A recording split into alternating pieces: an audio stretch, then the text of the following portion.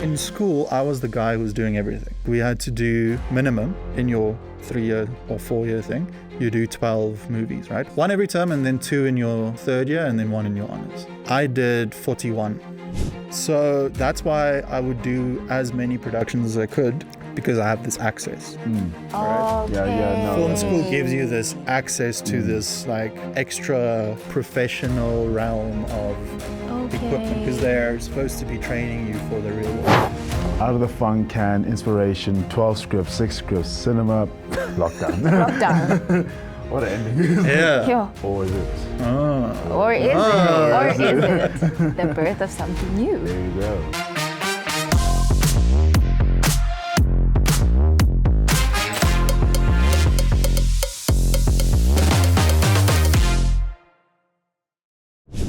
Hello family, and welcome to our very first episode of Seen and Heard, a platform that makes you feel seen and heard. I'm not going to be doing this alone. I'm going to be doing it with the co-host, Luto Dala. and today, of course, we have to have a very special guest. He's not new to the channel, and he may or may not be the Bosch. He's the CEO and co-founder of Looped Pictures and a film director and filmmaker, amongst many other accolades. And his name is Jaco van Bosch. Hello. How are you? How are you? I'm good. How are you? Good. Good. Welcome. This is interesting. Let's do a movie buff quiz. So I'm going to ask you questions based on film. So this is in your forte. I just want to, just for everyone out there, these questions are in the office and they're very difficult. So go easy on me. If I don't know it, I'm sorry. Okay. No, but there's These no are very excuse tough. for you. No, but see, now the expectations are too high. It's a little disclaimer. It's a little disclaimer. Yes. Yeah. Don't be angry with me. I'm sorry. All right, let's go with the first question. Who plays Private Ryan in the movie of the same name, Saving Private Ryan? It's Matt Damon, right? That's correct. I didn't have to give you options. I'll usually give options. Oh, there's options. There's options right here. Okay, I'm going to wait next time. I was like, let me get this one immediately. Who plays Jay Gatsby in the 2013 movie? Carey Mulligan, Leonardo DiCaprio, Tobey Maguire, or Bradley Cooper? It is B, Leonardo DiCaprio. It is Leonardo DiCaprio. Yay, I know something. Yeah, we got one more. Who plays Deadpool in the 2016 movie of the same name? Is it A, Liam Hemsworth, B, Ryan Reynolds, C, Henry Cavill, or D, Michael Fassbender? It's Michael. No, I'm joking. It's Ryan Reynolds. I was like, there's no way. Yeah. Okay. These were okay. Now the disclaimer seems unnecessary. Yeah, Josh, just cut that. But welcome to the To my studio. podcast, to your own platform. Yeah. Thank you. How has it been? How's it been lately? How's it been with Loop Pictures? Because I can imagine that when you guys started, Yeah. you know, How's it it was... been going off YouTube, going into now just filming a lot of projects that made you busy away from YouTube? Yeah. I think it's been great. I think it's like a gradual increase. So I don't think you always like notice when it happens. So for us, it was like we were doing the YouTube thing, making the shorts. We were releasing the shorts, and then we got the opportunity to write a TV movie for CakeNet. That producer of that movie had a slate of 4 movies that they were doing. Okay. So we got paid to write one of them, but then they also invited us on set and to do the post-production. Sorry, let me just put my phone on. Kaylee's calling me. Kaylee. Hey, Kaylee. Sorry. You're on the podcast. Oh. Yeah. Hey, everyone. Hey, Kaylee. Kaylee's our production manager. I just wanted to let you guys know that brandability is outside. Oh, brandability's outside. Okay, thank you. Well, we'll go. We're just recording the podcast. We didn't. Sorry. Okay. All right. Okay, well, have fun. Bye, everyone. All right. Thanks, Kaylee. Bye. Bye. Let me put my phone on. Do not disturb. Oh, Okay. Should we wait for... We got some merch, You got some. Oh. but it's not for sale Yeah. unless you want it to be for sale. Yeah. Let us know. But I don't know person's why you would island. want it. It's Hey, merch, man. Merch is merch. hey, Collectibles. you know, some hoodies, Yeah. pens. Yeah. Comment, I want much. So we were uploading twice a week for like 2 years, since 2020 in COVID. Twice a week, different things. We would like make these little short films. And then while we were on set, we would film behind the scenes. We would make a blooper reel, and we would ask questions. It was like between the phones. Yeah. So we would have 4 videos out of 1 short film, right? So we were trying to maximize the amount of videos that we could put out. But then, you know, that's only 4, and a month has 4 Mondays and also 4 Tuesdays. So that was only like 4 videos, but then there's like, we wanted to release every Tuesday and every Friday. Was it Tuesday and Friday? I think so. Can't remember. So we needed 8 videos in a month. So then we also did a podcast, and then we would cut extracts from that. So it was really it was like a machine. And like looking back, I don't know how we did that and worked. Yeah. Because like right now, I can't even, like we have ideas for videos, and it's like, oh, but there's no time to, I mean, we could film it, but then edit it. Yeah, exactly. So, yeah, but we got the opportunity to write a TV movie for CakeNet, me and Mark. And then we also, for the same producer, they got a slate of 4. So basically we sent them a couple of concepts, and then they picked out of our concepts and other writers' concepts, and then they submitted those to CakeNet, and then CakeNet was like, okay, these 4 are the ones that you're going to make. So then we wrote, one of ours was picked, along with 3 others that were written by really great other writers, up-and-coming writers. And then we, the producer, because we knew him, invited us to be on set for all 4 films, and also to do the post-production on all 4.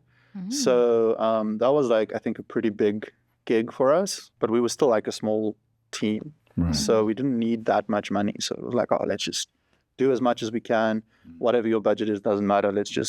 We wanted to make stuff, you know, because that was the whole thing. Even when we were doing the YouTube channel, we were making short films and then creating videos, not content, I don't know, whatever, Content, out of it, because we just wanted to make stuff. And I think the best way to learn is to do. So that was our ambition and our goal, is just do stuff. So, yeah, and then after that, the same producer got us on like all sorts of other things, because it was a really good working relationship. And we still work with them. Talent, ETC, Life ETC, JC and Janice. Yeah.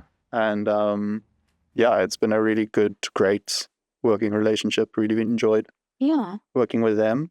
I've heard that phrase a lot. You learn by doing stuff, like quite a lot. Like practice. Practice makes perfect thing.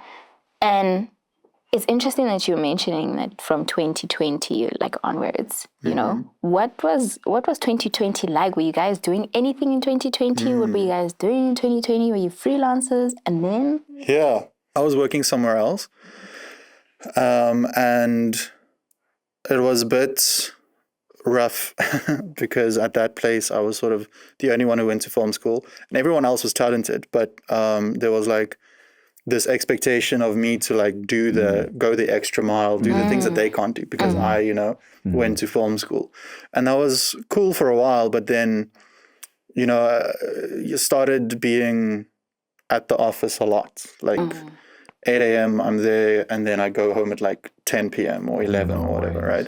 So I was just super overworked, got a lot of burnout, like really bad burnout. So I resigned in 2019.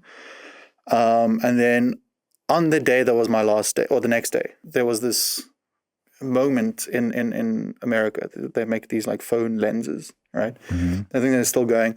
They had a competition where if you shoot a movie with your phone, you can win like crazy amounts of money, right? So obviously I was like, well, I don't have a job anymore. Let me try this. Yeah. So I shot a little 3-minute thing. I had like a Samsung Galaxy S10 at that time. And then shot a little thing, borrowed like one of those Osmo gimbals. Osmo Pockets. Wow. Pocket? Not Pocket. Osmo Mobile. Oh. Back in the day. Before it had its own camera. Yeah, back in the day. Oh, you just put your phone on there. Anyway, borrowed that. And then Kaylin, who was one of the founding members of Looped, helped me with that shoot, right?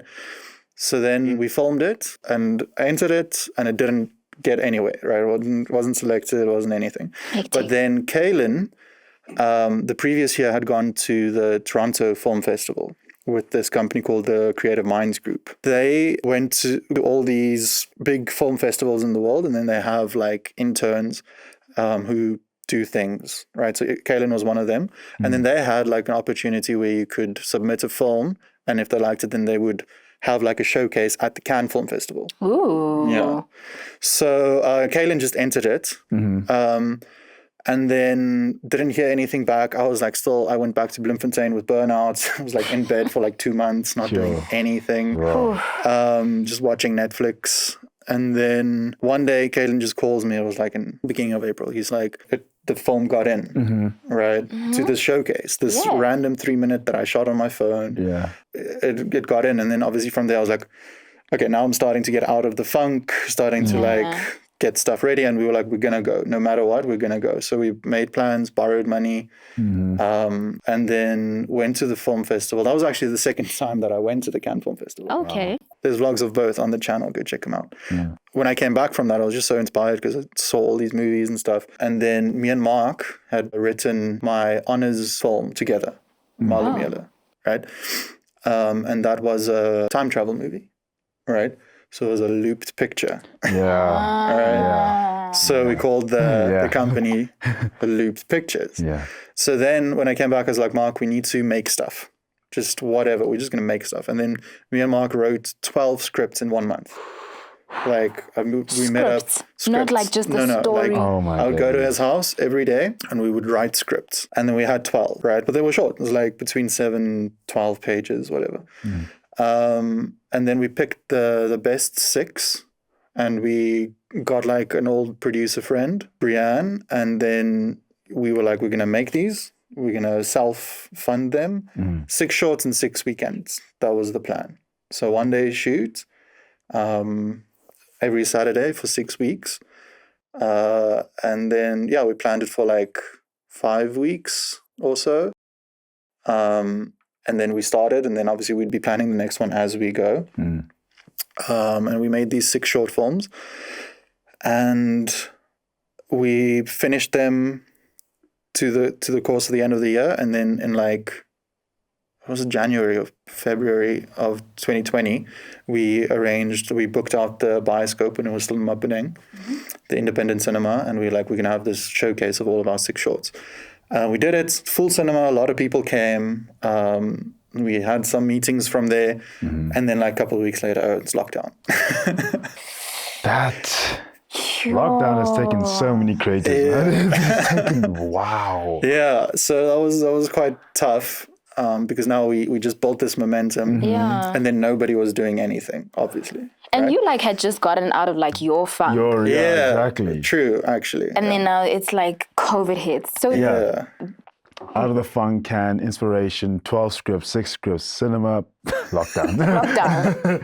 What an ending. Or is it? Or is it the birth of something new? There you go. Yeah. So then we obviously lockdown was going to be for 3 weeks. Right? Supposed to be. Supposedly. Right? It was like, it's just 3 weeks. I was like, I'm going to go to Bloemfontein. I'm so glad I went to Bloemfontein. Yeah. Because I wouldn't have been able to go anywhere. Anyway, went to Bloemfontein. And then me and Mark met on Zoom every day. And we wrote a feature script out of Malamela, the short that we wrote for my honors thing. And then obviously COVID got extended, lockdown got extended. We were still like trying to call the people that we were setting meetings up with, but eventually people don't return calls. It's like, we're struggling as well, so we're not going to help you, which is fair, right?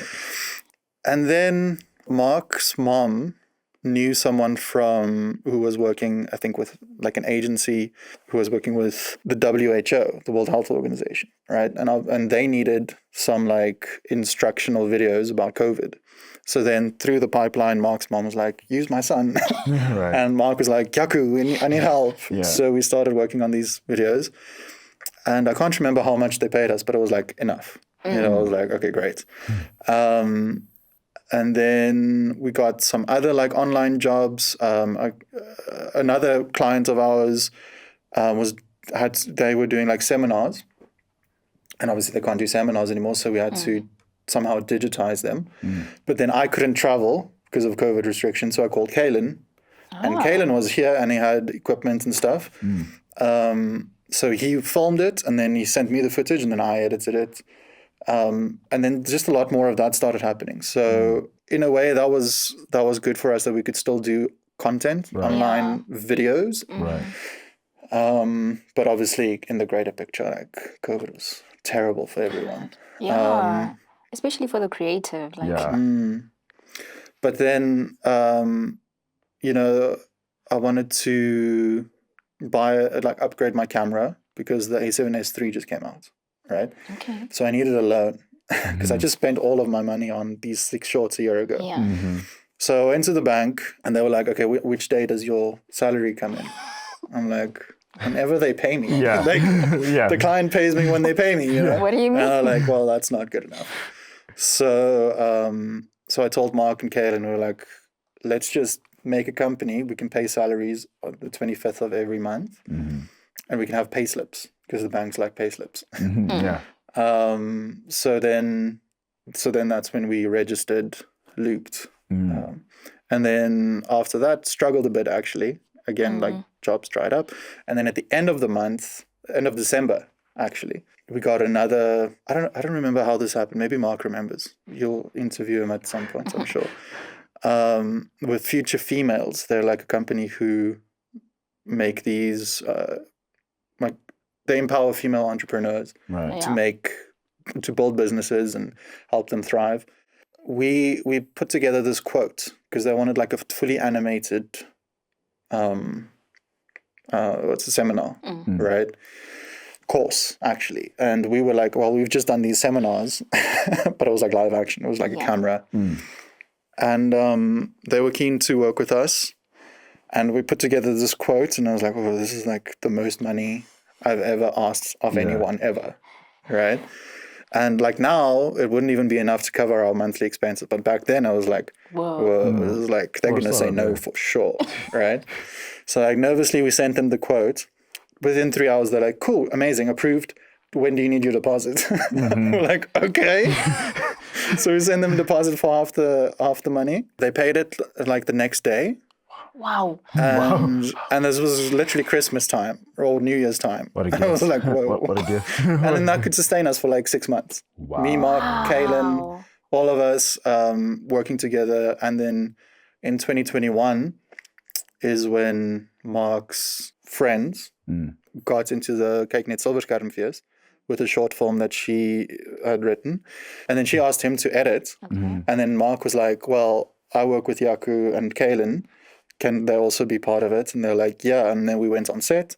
That's where we met JC because he was producing that short. Yeah. Oh, okay. And then we did Now the story comes together. we did the edit on that, and I was doing the clapper, the loading.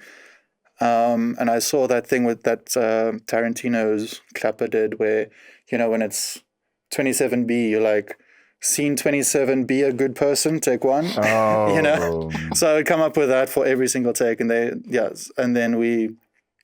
was like a really fun thing, and they liked us, and we kept working with them. We're still working with them. Right. So that's how it gets to them asking us for concepts for the TV movies. What a win. Yeah. What a So win. that's the story Literally. of the beginning. Oh, goodness. No.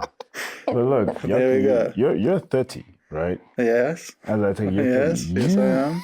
No, like that's very young to be having your own company, doing these productions, these own concepts with other organizations, with other clients. What advice would you give other young directors or producers who want to be in the same position, who want to own their own production company? Do you just tell them, just do something? Yeah, because look, I before we started the company, I was like, I don't want to have my own company. I want to work for other people so that I can get paid and I don't have to worry. But then, circumstances, whatever. And I think if you want to have your own company, you got to work hard, like really hard. And you got to do everything in the beginning. Because I think what worked well with me and Mark and Kaylin was, we were each good at a specific thing. Right. But then we were also very well versed in all of the other specializations, but then like general. Yes. Okay, yeah. But then also, I had to learn how to do business. Yeah, literally. Because I didn't have an accountant for the first 2 years. So I had to have my own spreadsheets of the expenses and the income and whatever. And I think what was good for us is we were editing the business course, right, for Future Females. Oh, right. So I was getting free. Right. I was getting free advice. Yeah. And the biggest thing that I took from that was don't grow too quickly, right? Because you might have like a really good month now, but then there might be a couple of drops before it goes up again.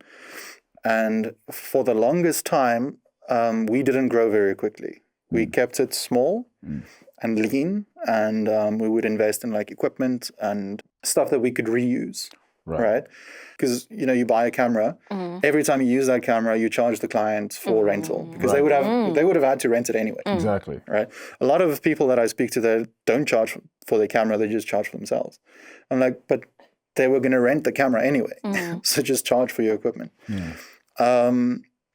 And then also in the beginning, we would have like a buffer, right? So 20% of whatever money that came in, we put in the savings account. Okay. Yeah. So then our salaries were like still fluctuating, but 20% was always there in case we needed. And I think before you guys even joined Looped, right, this studio was bought like 2023. That's Like the other day. Yeah. I did not. That was recent. What? And they end like September of 2023. And before that, everyone was just working at home, and we would come to my apartment every now and then and film TikToks or whatever, and also have like meetings. And then every Monday we'd still have like a Zoom call meeting. So you guys know we only work in the office on a Monday. Yeah. Right? Because that's literally how we used to run the company. Everyone was at home. We just do a Zoom call. That's so crazy. It's also why it's not a problem for Stephanie to be in the Netherlands, right? Because this is how we were birthed. This is how we grew up. The Loop lore. Yeah. So we've been like very slowly building and growing, and and I think like you need to be conscious of what you're doing and be very intentional with how you're growing. Right. Yeah. You can't just make decisions. You have to consider everything. Yeah. So that would be my advice. In terms of like acquiring equipment, like how did you go like about it? Because I can imagine that like you're receiving money, and isn't it scary to spend like large amounts of money? 100%. So how did you go about like acquiring equipment? Like did you get to say to me like, we probably need a tripod. Right. We probably need a light. On top of that, would you go for starting up? Would you go for quality or quantity? Yeah.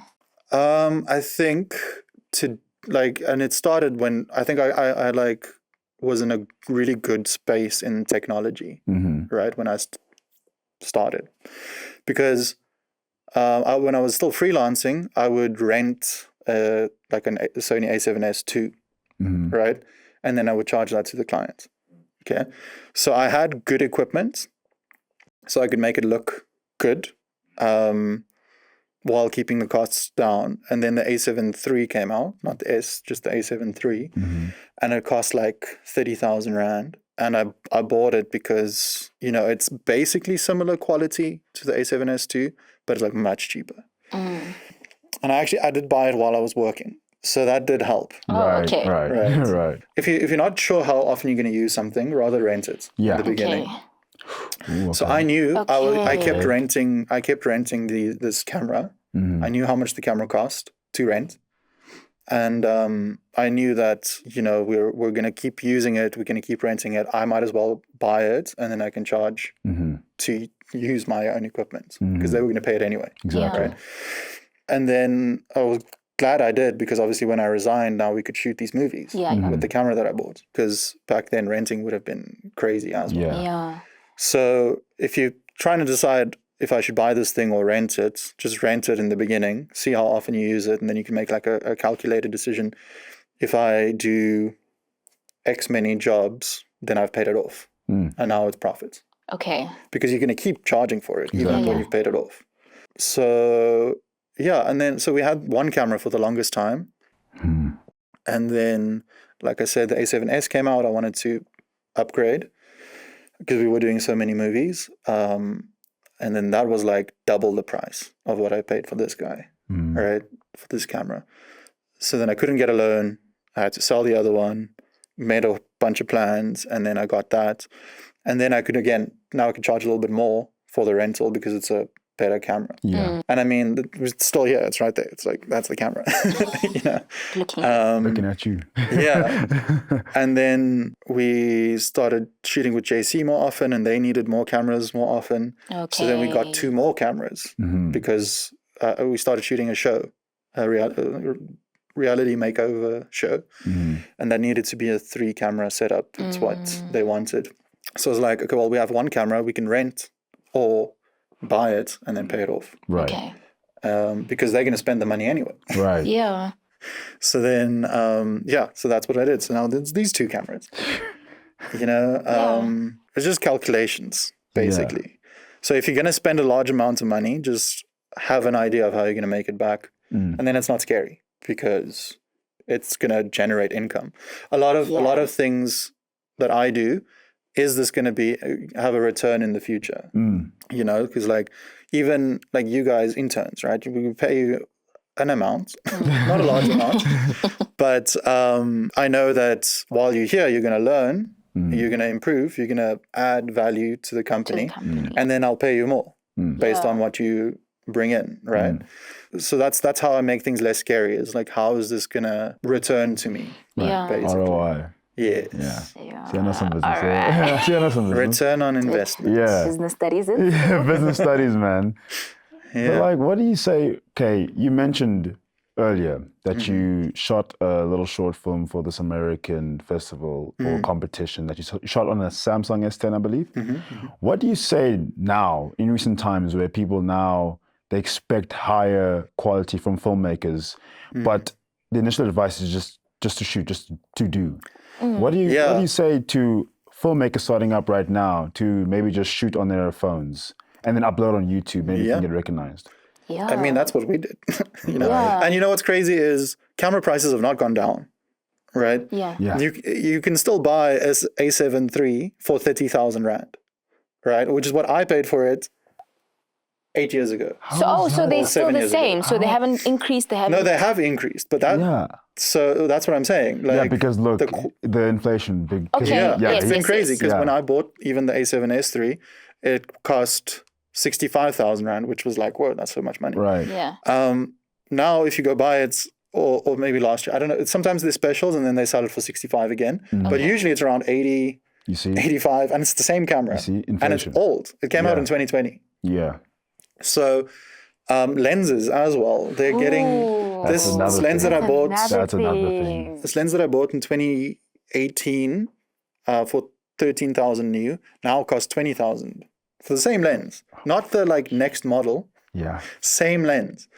So so it's tough because the equivalent of the A7 III is now the A7 IV, right? In terms of how technology had advanced. Of course. But what I got for 30,000 now cost 45,000 or like 50,000. So it is definitely difficult to get in and just buy equipment. But like you said, phones are really good in the beginning. So again, rent, because if you buy a A7S III, it costs you 80,000, let's say, or an FX3, which is basically the same camera. Anyway, An FX3 costs 85,000 rand. But if you rent it, it costs you like 1,800, 2,000 maybe. Right. For the day. And you charge that to your client. Right? So then you can, again, experiment. How often am I going to be able to get that money back before you make the investment? Get a loan, buy it, charge your own price to your client. And a lot of times the client won't check what these cameras go for, right? True. As long as it's in their budget, right? So you can maybe charge 100, 200 rand more than what it would cost to rent it somewhere else, but it's just convenient for them. They were going to spend it anyway. This is your quote. We'll just pay you. So, because they're getting you with your equipment, and that's a lot easier than, because they're not going to do the admin of going to a camera place. Yeah, exactly. They're not going to do it. So, yeah, if you want to upscale your productions, then you're going to have to spend the money either renting it or buying it. So you'd rather make that calculated. But you know what I also used to do, maybe a bit dodgy, is if I had a shoot on like a Sunday, all right, I would rent the camera for the Friday, right? I would tell them that I need it on Friday. So then I pick it up on Thursday. They're not open on Saturday or Sunday. Or Sunday. So I bring it back on Monday. And then I would maximize that time on the Saturday and the Sunday to go and shoot stuff. Exactly. Okay. That was in the beginning before I bought my camera. So you do get, so then sometimes I would book like 2 gigs and then I'd only pay for the one day, but then I've got like multiple, the same thing that I'm charging. And maybe not the most ethical thing. But that's working smarter, not Yeah, harder. Like I mean, also a lot of them have caught on. They're open on Saturdays now. I was about to say. But you can still try, because most of them are not open on Sundays. So Yeah, so you can still. hey, I mean, I'm not going to tell you what to do with your life. Yeah. In the beginning, you got to do what you got to do. You gotta do, yeah. You know. So Do you enjoy production more or post-production? I was going to ask that question, you know. Yeah, because You speak about a lot of these different departments. And Yeah. you mentioned earlier that you, in the beginning, when it was just you three, that you each had your own specialization. yeah. So what was yours, actually? Mine was like VFX and sound, because that's what I studied. All right. But then also editing. I triple majored in second year and then double majored in third year, which was Too much. I don't know if it's like that now at after, but it wasn't the norm. yeah. Like we had to do minimum in your 3-year or 4-year thing. You do 12 movies, right? One every term. Okay, and then Nice. one every term, That's and then nice. 2 in your third year, and then 1 in your honors. I did 41. 41. What? So I would get on multiple crews. No freaking Because way. AFTA's expensive, guys. Okay, yeah. AFTA's, I was like, I'm going to get my money. Every single cent. You're Every like single cent. 50 cents. So I would be on like 5 productions every term, right? Wow. Because I just wanted to do as much, learn as much, Yeah. experience as much. And they actually in second year, because you only do 2 subjects in second year and 1 in third year. Or that was the way when I was there. And I was like, no, I'm going to do 3. I'm going to do edit, sound, and VFX, Okay. right? And then in third year, I'm going to do sound and VFX, Okay. right? But you only need to do like -1 of that. And then in the third term of second year, they put you on crews. They call it challenge crews. So you don't keep working with the same people that you know. Okay. So they assign you. They're like, you're only going to do 3. And in that term, I did the best I've ever done. I did like 98% in edit, 85 in sound, 90 in VFX, because I was like focused. Yeah. But all the other terms was like, I was like 75, 80 around Yeah. there. So I was still doing well, and it was good enough for me. At the end of the day, nobody gonna ask you what your marks Yeah, what were. was the There's like, where's your... percentage And a lot of time in the film, they don't even ask you, do you have a degree? Yeah. Right, yeah. So I put my degree in my office just because I want to decorate my office. But nobody's ever asked me for my degree, Yeah. ever. I was like on the dean's list in honors, right, which is like above 80%. Nobody cares. Nobody really cares. Yeah. It's creative. We're not here True. for degrees and things. We're here for making projects that are gonna impact and make it like we're gonna make people feel things. Yeah. You don't get feelings through paper Yeah. So, but unless you read a book. So for some of us, for example, me, I'm doing my master's, you know. In many ways, I feel, yes, it is beneficial, right? But in other ways, I'm just like, oh my goodness, like, why am I even doing this, you know? So how would you, what do I want to say, like marry the two? Like how would you say, okay, experience comes, like plays a part, but also like academia or some sort of training is important? Look, I think a degree gives you access, right? So AFDA was using Arri Alexas when I was there, right? They were using And these are like, what's Alexa? this is like cinema cameras, right? Like okay. like Hollywood cinema cameras, right? These are things that when you rent it cost like 25, 30,000 a day back then. What? Okay. And you're like a day, exactly. And like this is not stuff that I can afford to even rent. Yeah. Right. So that's why I would do as many productions as I could because I have this access. Okay. Film school gives you this access to this like extra professional realm of equipment because they're supposed to be training you for the real world. Exactly. Right? Yes. I did the academic stuff and I did pretty well in that as well. Yeah. But for me, it was all about the practical. Of course. Right? You have to. Well, for me, I had to do all of these things. I just had to. It was this is what I want to learn, so I'm just going to do as much as I can. In school, I was the guy who was doing everything.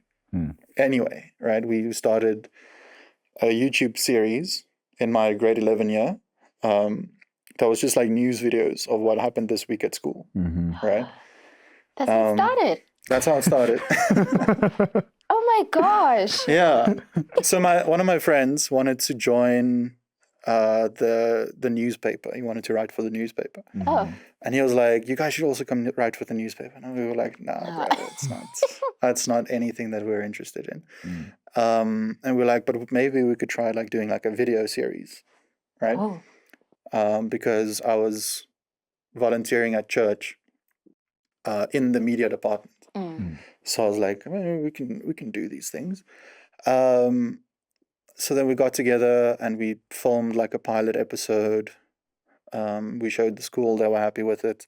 So then we kept doing that every week. And it had like green screen and all sorts of stuff. And there was like no supervision because nobody in Bloemfontein, none of the teachers knew anything about, YouTube and videos and cameras and. Oh, so it was like prime time, like that was YouTube peak. Yeah, 2012 we started it. 2012. Oh, you know, my matrix actually also made use of like, because they had the 5FM matric, so they also made use of that. Yeah, Bloom kids. Yeah. Coolest ever. Leave me hanging. That was all good. Anyway, so we started this thing. We didn't have our own cameras and things. We were shooting it. My granddad had like one of these handy cams. Oh yeah. But it was like, it was digital, so it had an SD card, but it was like standard definition, no HD, nothing, right? So we would use that to film. And then by the end of the year, we had identified, because we would shoot it at like one of the teachers' houses. He was pretty cool, William. He's a musician now. I shot a lot of his music videos. Wow. Yeah. Well, he was a musician. That's why he was so interested in the video thing, because he was a musician before.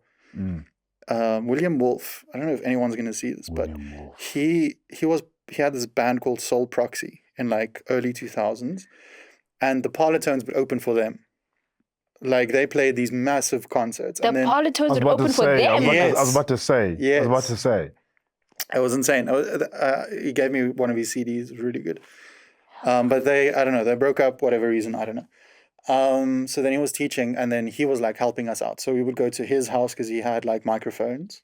So we would use his equipment for sound and then my equipment for video. And I would go home and I'd edit it myself. So I was doing everything.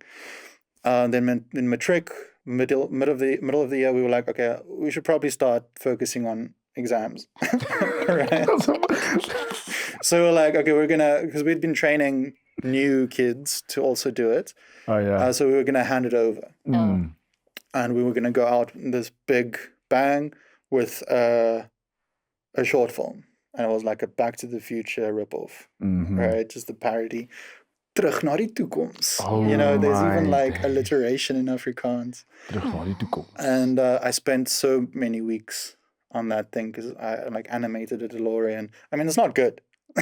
It's not now good. that you look back. Yeah, looking back. But I remember I told my dad I didn't want to do engineering. And he's like, oh, it's so fine. You don't have to do what I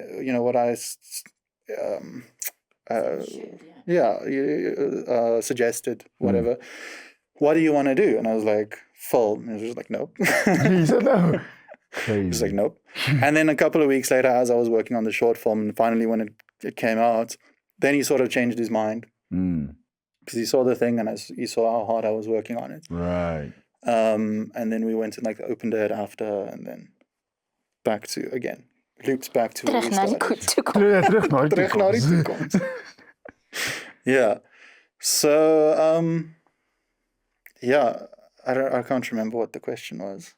I can't remember what the question was. I was so Yeah, I was captivated by- literally, because man took it back to grade 11. Yeah. What was the name of the Of what, the the school show? yeah? Okay, so Centraal is the name of the school, Centraal Hoërskool. We were the Traalies. So Traalie TV. That was the thing. This is what I was going to say. At the end of my grade 11 year, we convinced them because there was a boiler room, but the boiler wasn't being used probably since the like 80s, right? So it was just a room full of like coal, soot or whatever. Yeah. And it had this massive boiler in the middle, right? And I was like, we don't use this thing. Can we convert this room into a studio? And I was, again, really lucky. The governing board, what do you call them? Governing body. Yeah. They were changing at the end of that year to a completely new, fresh one. So we did a presentation at the end of the year to be like, it's going to cost this much for a camera. This is what we need. This is the design, blah, blah, blah. All you need to do is remove the boiler room. And then we got a sponsor to put in new carpets, blah, blah, blah, right? And then they went and sold the boiler for scrap metal. So I don't know how much money they made. Yeah. But it was like a win-win. Yeah. And then we did the studio, and then in Matric, we had like a proper space that was like, this is the studio, here's lighting, here's camera, a computer for us to edit on. Oh, days. Yeah, and a bunk room. Where I could call it a bunk room. Where I could not do math. And also not do hello. And I could just sit there. And I had the key. And there was no teachers. But don't tell anyone. If you're in Central, just know it was Jaco. Yeah, just know it was Jaco. My name's like on the door. They printed like founding members. Oh. Yeah. So in grade 11, this man's just doing so much. Yeah. Yes, Steve. Interesting then, since you were a founding member of Traallie's TV. Yeah, Traallie's TV. Yeah. How come you didn't stay in Bloem to kind of expand? Right. I don't know, whatever it is and was in Bloem. Yeah. Because I see a lot of people coming to Joburg. Yeah, do they have like an after in Bloem? No, they don't. Well, okay, so the university later opened like because there's a big university in Bloemfontein, and there is a film department, as you know. I went there. I went there. So I don't know, there was no film department back then. But also, I don't know, growing up in Bloem, I feel like, it's a small town, right? It's not a small town, right? It's like a small city. It's a small city. It's a small city, very small. right? But I don't know, I just wanted more. I wanted to go out, experience more. And I wanted to go to Cape Town eventually, in the beginning. Because my cousin had told me about AFTA, and her friend went to AFTA in Cape Town. Yeah. My cousin who's older than me. And so then I was like, let's go to AFTA Cape Town. And then my mom was like, no, that's too far away. Oh yeah, to be that fair, from has something. Johannesburg, yeah. So then we were like, okay, well, Joburg is a happy medium. Right. So that's how I came here. And then I don't know. As soon as I got here, I was like, this is where I'm staying. This is where it's at. There's a story that I always tell about the first time, because obviously my parents came through. They helped me set up an apartment, whatever. Thank you, Mom and Dad. But the first time that I moved, and it was just me in my car with all of my stuff, and I'm about to now start, This is, you know, he always says this. then the song, Yeah. Tears for Fears, Welcome to Your Life. Oh, yeah. Everybody wants to rule the world, Yeah. right? And as I'm driving in, you know, when you're driving on the N1 and then the lights, the street lights on the highway start. Yes. As I'm driving up to that song starts. And the first words are, welcome to your life. Yeah. There's no turning back. Yeah. And since then I was like, okay, cool. I'm staying right here. That was your Yeah. And That was sign. just telling you. I mean, it's just so much better for me. You can do anything you want. There's access again. Delivery is fast. Same day Access. deliveries. Yeah, Johannesburg is like Access. became the haven for I think the film industry in South Africa. Well, I think, that's interesting because I think most of it still happens in Joburg because of obviously Auckland Park. Yeah. There's a rich history with the SABC. But then Cape Town became a much more attractive destination for international production. Yeah. Because in Cape Town, you can get like pretty much any environment. You can get the beach, you can get forest, you can get town area. Yeah. So it's a very diverse space. And obviously they also had really good tax incentives. So there's been a lot of, why don't you go to Cape Town? There's like more stuff there, higher paying stuff there. But I don't know, like film and TV still happens here. It's South African film and TV. Exactly. In Joburg. Like they'll even fly people in from Cape Town. Exactly. To do stuff here. But then the international's happening there. And like I've been to Cape Town. I do not like Cape Town. You're gonna just say So that. it's a blessing in disguise that you actually didn't go to Yes. Cape Town. But I mean, maybe I would have become like some hippie person. I don't see that. But the thing is, Cape Town is so slow. Like, so It is. slow. Well, compared to Johannesburg, anything's slow. Yeah, it's very, not lazy is not the right word, but it's laid back. It's laid back, yes. Yeah. It's very laid back. Everyone just kind of. And like the highway has a speed limit that suddenly changes to like 80. Yes. Just suddenly. You're like going 120 and suddenly it's 80. And then suddenly you're in town. It's like, whoa, what's... I don't know. Things just don't need to happen as fast as they're happening in Joburg Yeah. and Cape Town. Like, they're just like, we have time. Yeah. Which is also good. Yeah, which is good. But if you Rush. stay in that But I love, can't... Right. And the streets are so small. they are so small. The traffic is way worse than Joburg. I don't know about that. Way I worse. don't know about that. So they're small. Fun fact, they're small because it was for horses. Colonial times. Yeah, it was colonial because it was for horses. So literally, like it's so weird. Like you're coming, and then like there's another car. You're like, Why are you here? Yeah, how are we gonna now? I have to go onto the shoulder.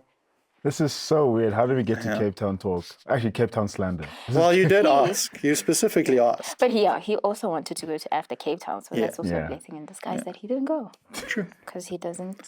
True. None of this would be it. To be fair. I mean, also, speaking of which, you mentioned that in After you were looked as the guy. You were mostly like doing everything, right? Yeah. Like, Yeah. So do you think that transition to your life now, you're DOP, director, writer, all of these hats, right? How does it feel to also be doing all of these things at 30? I mean, you probably work with older clients maybe as well. I want to do it less.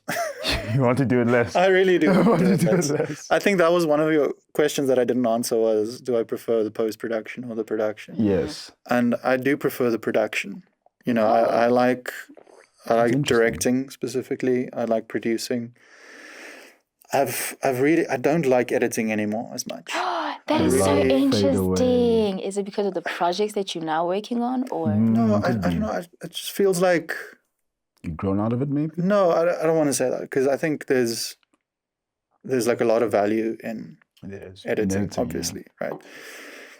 But you know, you have to work on this one thing over and over and over until it's good. right? And then you send it, and then there's notes. And then you get it back, and then you do it again.